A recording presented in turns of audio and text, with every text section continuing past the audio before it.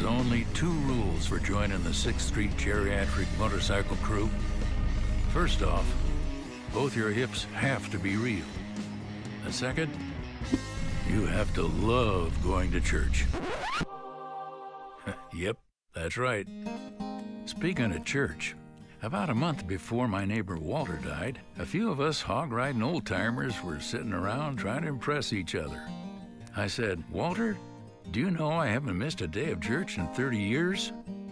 Of course, he looked up with a wry smile and said, "Jerry, that's a pretty good track record." Now, what were you doing with all that time when you weren't in church?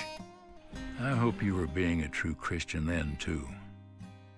Of course, Walter's gone now, which means of the original motorcycle crew, it's just me and my neighbor Mitchell left.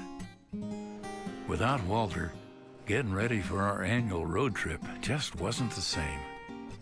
Oh, we moped around for a bit, trying to figure out how to ride like banshees, all the while honoring Walter's memory.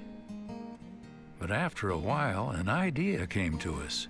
If Walter were here riding with us, what kind of road trip would he want to do? Well, soon enough, we started to figure it out.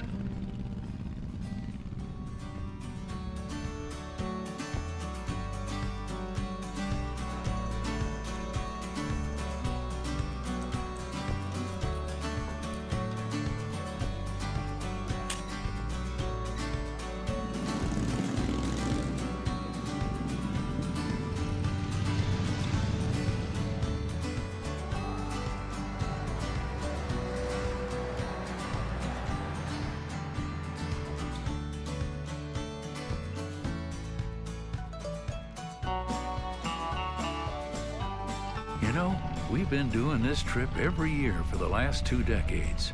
And I'd say this year we traveled fewer miles than we ever have before. But one thing I learned this time is that sometimes it's the quality of the miles, not the quantity, that counts. You know, we miss old Walter. And I still go to church every single week. But when I'm not at church, I try to remember what he said that night. What were you doing with all that time when you weren't in church?